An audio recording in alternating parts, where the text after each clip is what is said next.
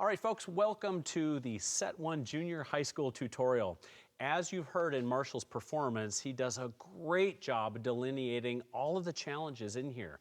There are open rolls versus closed rolls. There are flams that are soft, flams that are tenuto, and there are flams that are certainly accented. So we're going to walk through this, but I want you to listen to Marshall's concept of sound. Even at the strongest points of the etude, we have a forte in that third full measure, we have fortes at the peaks of other phrases, but Marshall never ever overplays the instrument.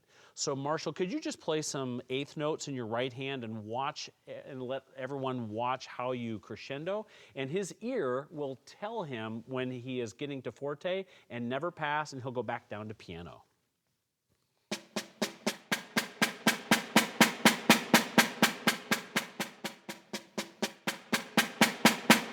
So you can see that the color and the tone doesn't change, and that's because his approach doesn't change. His hand is very relaxed. He's using the wrist as a primary motivator, but then the fingers will serve other roles, as we will see in terms of buzzes and flams later on. But in terms of the tonal concept, his hands are relaxed. That's why he's able to sound so consistent on this etude. The very first phrase, beginning to A, has a lot of challenges. Yes, you have the delineation between sixteenths and triplets, but you also have buzzes, a couple of diddles and rolls, but you also have some very soft dynamics. So your hands have to be very, very sensitive. So the key to playing with a wide degree of dynamics is always keeping your hands relaxed. The moment you introduce tension into your technique or your approach, that's the moment you limit your tone. So watch Marshall stay relaxed through all of these aspects. Marshall, can you play just the first line? And I want you to watch how his hands stay relaxed through the clear tap roll, and then all the way into the decrescendo in the very last line. Everything has a beautiful clear shape, but his hands stay open and relaxed all the way through.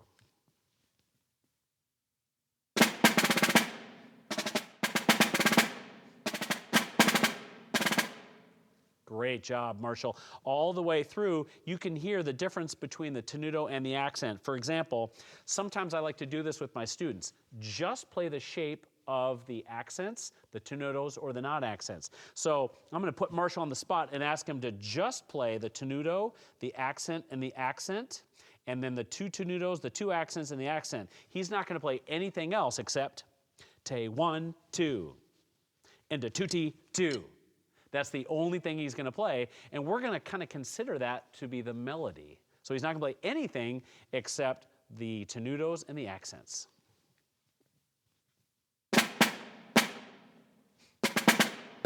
Can you hear that? That to me is really clear. He's saying, and 1, 2, and a 1, 2. Now when he plays the body of that, all of that melody stays. So can you now fill it in, please?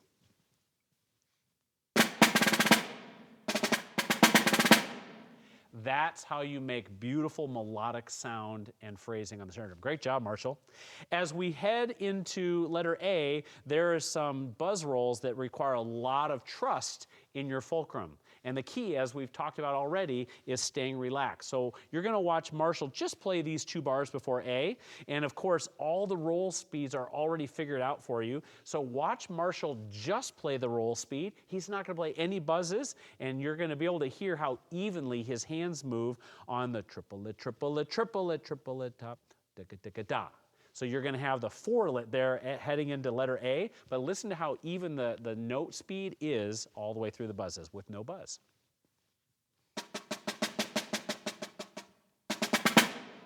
If that is even, then when he adds the buzz, the quality of expression is really even. Could you add the buzz, please?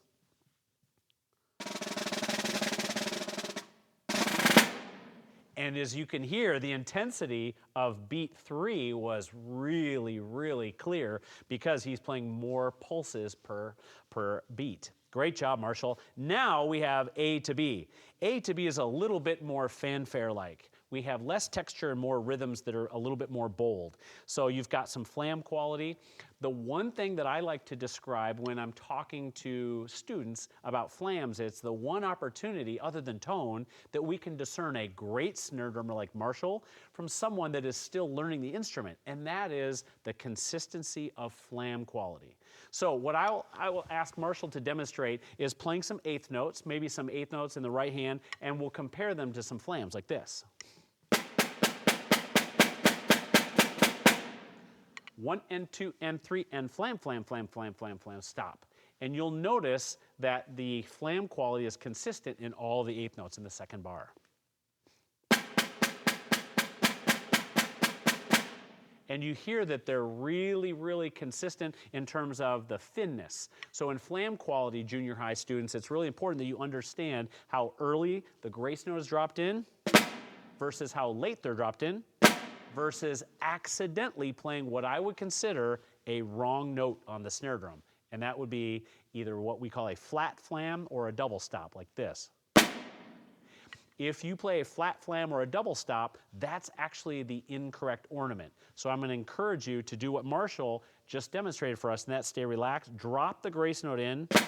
Earlier is always better because we can always thin them out later, but thicker is always better than an accidental double stop. So you'll hear that all the way through. Why don't you play A to B for us once again, sir?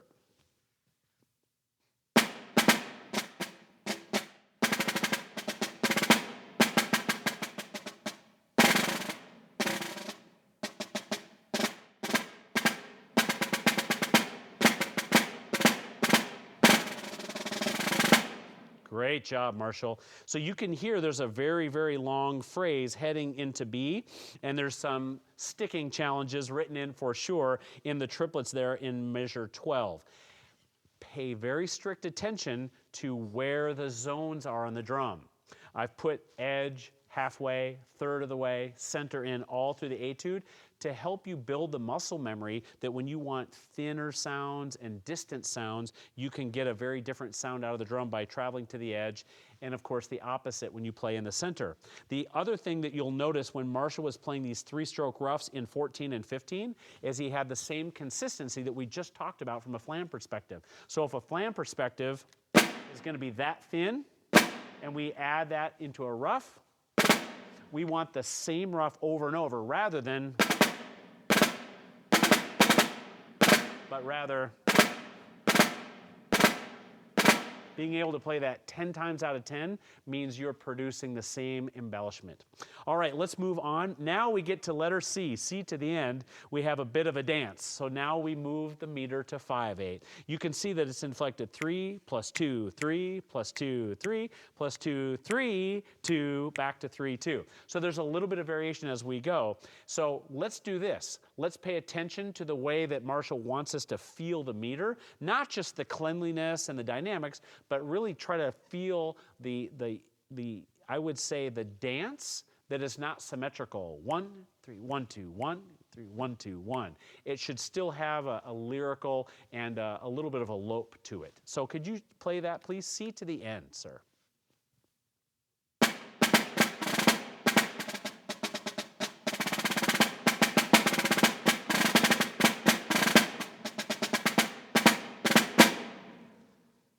And then, of course, a really strong finish. Well done, Marshall.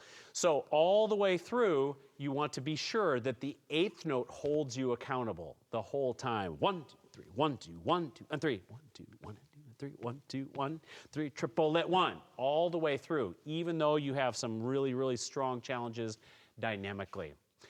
Continue to think about staying relaxed. The best connection between your best tone on any percussion instrument, certainly snare drum, is relaxation. So as you study Marshall's performance video, really study how relaxed his hands are.